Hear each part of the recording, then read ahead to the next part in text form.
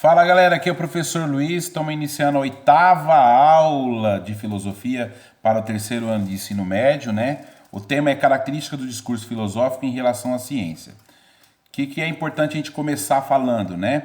Que a filosofia e a ciência, ambas, elas partem do conhecimento lógico formal. Para falar desse conhecimento lógico formal, eu quero trazer para vocês a referência do Aristóteles. O Aristóteles, ele criou a lógica, né? E essa lógica, ela advém do pensamento metafísico dele. Ele escreveu a obra chamada Metafísica, que significa para além do físico, né? O prefixo meta é para além, e física vem do conceito grego physis, que é natureza.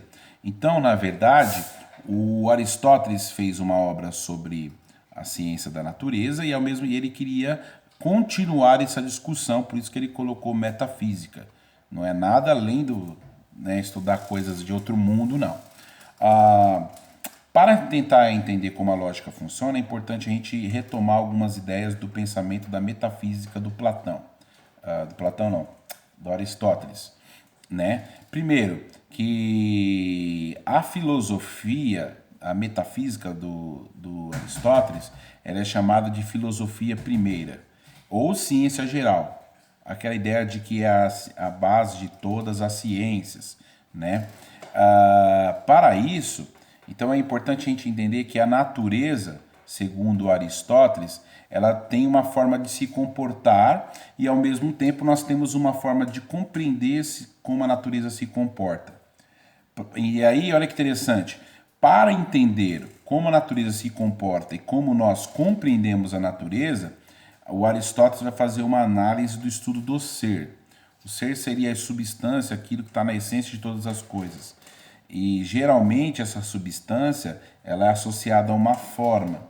Para entender como essa substância e essa forma se estabelece, o Aristóteles primeiro criou 10 categorias da existência e as causas para a existência acontecer. Nas 10 categorias, não vou estudar muito a profundo porque a gente já viu isso no primeiro ano do ensino médio, tá? Então é só para a gente lembrar algumas coisas. As categorias são a categoria de substância, o que diz o que a coisa é, a categoria de quantidade, né, para dizer se a coisa ela é única ou plural, né, tem várias. A categoria de qualidade, para dizer que tipo de qualidade essa coisa possui, de relação, de lugar, de tempo, de estado, de hábito, ação e paixão. São 10 categorias, né? Paixão são as afetações que essa coisa que existe ela tem, tipo com o que ela se relaciona, né? A ação, o que ela faz, enfim, o tempo, em que momento ela está. E para essas coisas existirem, elas precisam estar associadas a 4 causas essenciais. O que o Aristóteles chama de causa formal, que está associada à ideia de ato e potência dele, né? O que é a causa formal? A forma que a coisa possui, né? Então, por exemplo, eu, ser humano, tenho essa forma aqui, né? Uma caneta possui uma forma cilíndrica, né? Enfim, a causa material do que essas coisas são feitas no mundo, ela possui uma causa final, para que ela serve, uma finalidade, e por último, uma causa eficiente, que é quem a fez. No caso meu, quem me fez foi meu pai e minha mãe. Mas quem fez essa caneta, por exemplo, é a fábrica lá, né? Ou a pessoa que desenhou a caneta, enfim. Então, todas as coisas para existirem, elas comportam nessas 4 causas, tá?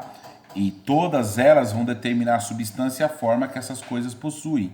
E elas vão estar se relacionando com o mundo a partir dessas 10 categorias da existência.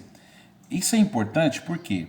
Porque na hora de nós construirmos uma compreensão do mundo, a gente compreende o mundo em cima dessas 4 causas e dessas categorias. Vou dar um exemplo para vocês. No processo da linguagem, por exemplo, a gente se expressa, segundo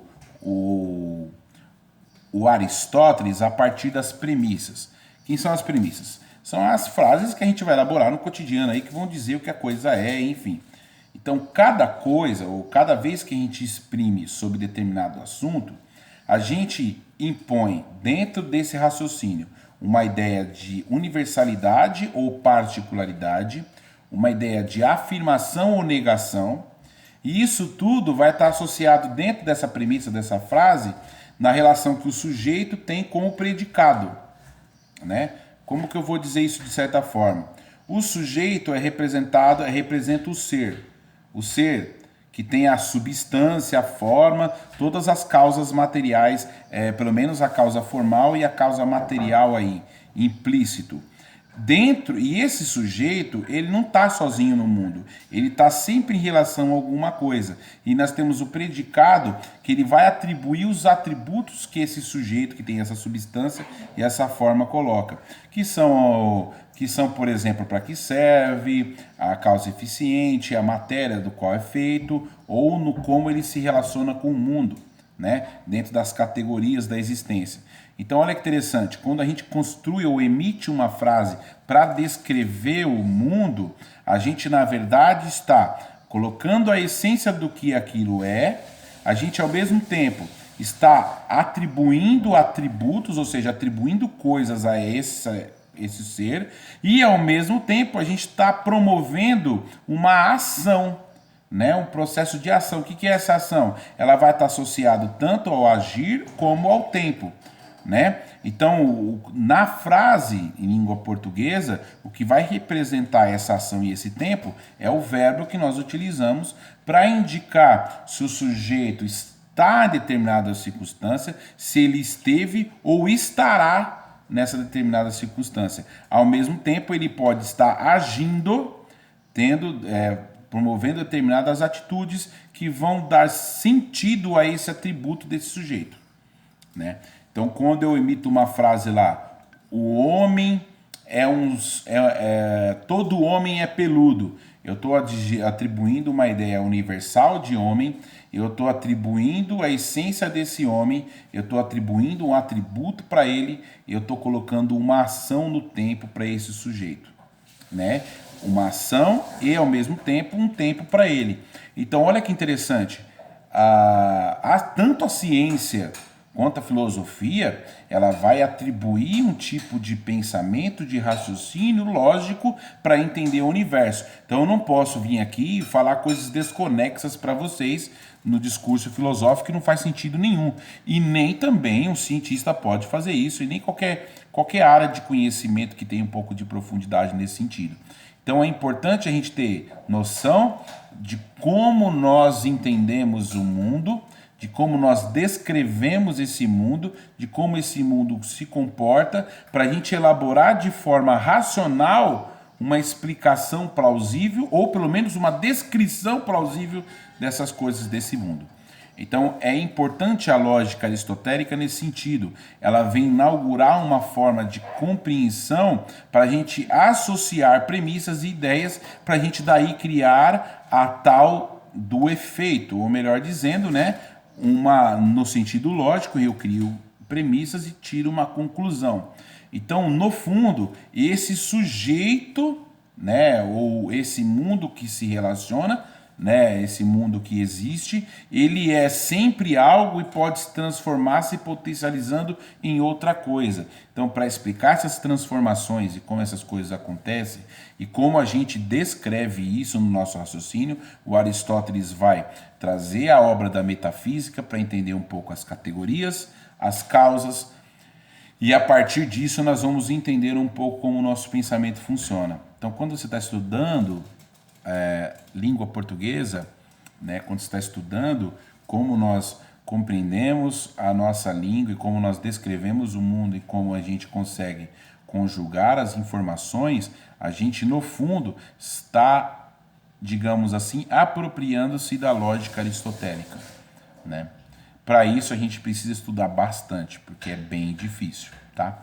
Mas espero que vocês tenham tido uma noção um pouco básica aí sobre as características do discurso filosófico em relação à ciência no sentido da lógica formal, né? Nós trazemos a referência do Aristóteles, que trouxe a obra da ciência primária, que é a metafísica, para entender como o mundo funciona em cima de categorias e relações causais, A partir de compreender as relações causais e as categorias, nós conseguimos entrar dentro do raciocínio humano para a gente entender que esse raciocínio está associado a coisas universais ou particulares, afirmações ou negações, e a partir disso a gente vai construir uma linguagem específica, entendendo a substância e a forma a partir do sujeito, como ele se relaciona com esse mundo a partir das suas categorias e atributos, e essas categorias e atributos estão associadas aos tempos verbais, que vão indicar a ação ou tempo desse sujeito no presente,